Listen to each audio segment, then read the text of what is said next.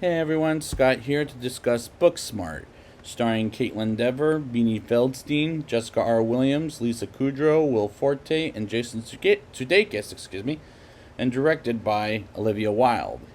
Now, before I get into this movie, I didn't have any interest in seeing this movie, but I did see it in theaters because of good ratings, and I was kind of late to it, to be honest. But I've been hearing it's so good that I figured I'd watch it because I'm not into those R-rated raunchy humor kind of bullshit. But and I remember coming out of the theater the first time thinking it was all right. But let's see how my opinion goes this time. Let's get into it. Molly, played by Jonah Hill's sister Beanie Feldstein, is getting ready for school as she is picked up by her best friend Amy, played by Caitlin Dever. As they arrive at school, as they're in high school, they talk to Principal Brown about after they graduate from high school. They go to college and they get made fun of for being good students, with Miss Fine, played by Jessica R. Williams, as the other students are assholes to them. And I would be happy if I were graduating high school if everyone were assholes to me. And the humor isn't as funny as Superbad, sure, as Amy has a crush on Ryan, and Ryan is a girl, and it makes me believe Amy is a lesbian in the movie, and believe it or not, Beanie Feldstein is a lesbian in real life. As her character Molly overhears some assholes talking shit about her, and they bullshit their way out by saying they got into some universities. And I'm calling bullshit at this point, as those motherfuckers say they're going to Yale, Harvard, and other big universities. And this is a hell of a lot worse of bullies than Superbad, in my opinion, as Molly thinks about going to Nick's party, as Amy got invited by Ryan and wants to take Amy with her. And they get dressed for the party, and Molly learns more about Amy, and the humor isn't that funny. And I grew out of the R-rated raunchy humor kind of thing a long time ago. And the only reason I saw this in theaters, like I said, was because it got such good ratings and it was buzzed very well.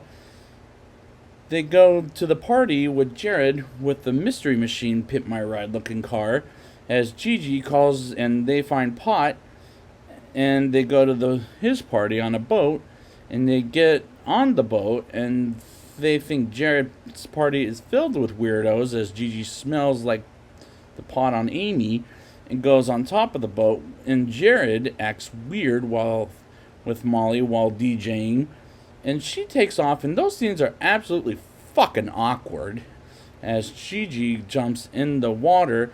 It was just so fucking awkward. Molly still wants to go to Nick's party with Amy, and she calls a lift, and who did they get? Principal Brown, out of all people, and he makes the ride more uncomfortable by writing a book about a pregnant female detective, and as he turns on the music is distracting, and it is professionally shot. I meant to say professionally shot, but the music is distracting at times, and the lights in the scene was a strange choice, I must say, for Jason Sudeikis' character. They get out of the car and Alan's drama party, and the scene is also so uncomfortable as they find Gigi all dried up at the drama party, and they're trying to find a way out at the drama party to go to Nick's party, and they're rather freaked out, and Amy dreams she's at her house as they're dreaming themselves as dolls. And this scene was too crude, as they take off the dresses they wear as dolls and see themselves in nudity, which is just stupid and awkward. Molly wants to go to Nick's party still, but because she's in love with Nick, as I'm learning throughout the movie, as she wants to not like him, which is an interesting choice.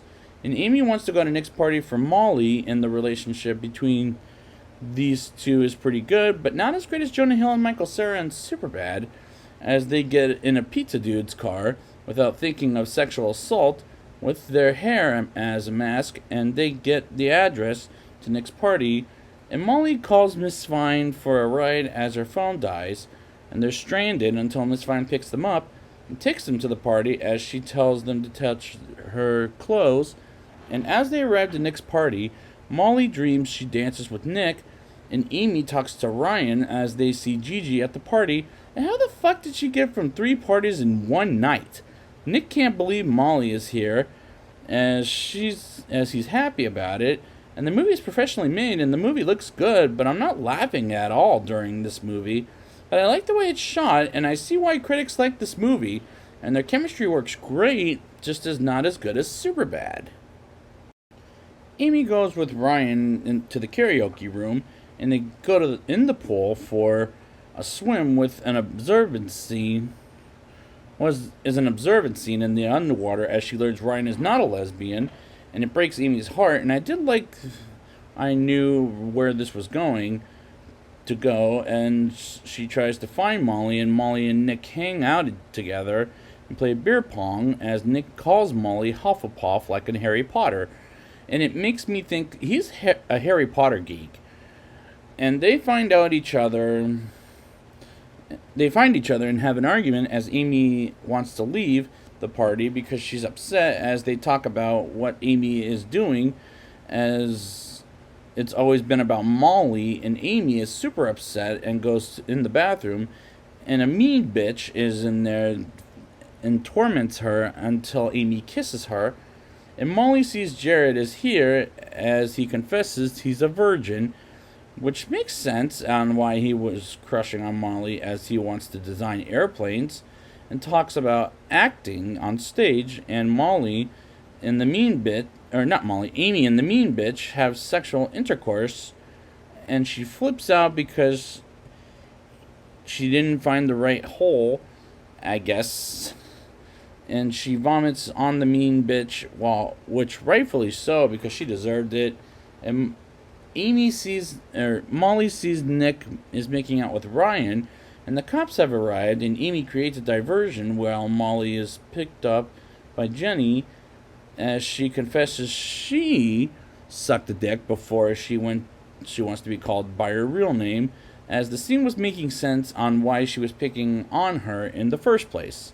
The next day, Molly sees Amy is arrested and visits her in prison as they talk to and tell each other how sorry they are, as Amy is about to miss graduation, and they get the pizza dude who arrested, then take Jared's car as they get to graduation, and Jared takes over from Molly's graduation speech until she arrives with Amy and kisses Jared, and continues the speech. As she makes a heartwarming speech, Amy packs up for Africa, and the mean bitch arrives. Amy delivers Amy's clothes and says goodbye to her and gives Amy her number as Molly takes her to the airport. And they say their goodbyes as Amy almost goes in the plane, and Amy arrives in the car and wants to spend the year with Molly. And the climax is a great way to show teenagers in high school to see what graduation looks like. Now it's time for the rating. I'll give this movie a 7.4 out of 10. This isn't as funny as Superbad, but I get why the critics are so high on it, as the movie is professionally made, and Olivia Wilde does a pretty good job with her directorial debut. Unfortunately, I didn't find this as funny, as I do like these two, as they have great chemistry and the acting is pretty good. This is a good movie to show your high school kids that will graduate their way in their senior year, as I end it with calling the high school graduation movie retrospective series, as this and Superbad are the perfect category of why I did that movie and this movie, and I have wanted to revisit this for a while, and finally came at it at a good time. So I'd like to thank you guys for joining me, and until next year, congratulations, grads. You graduated high school.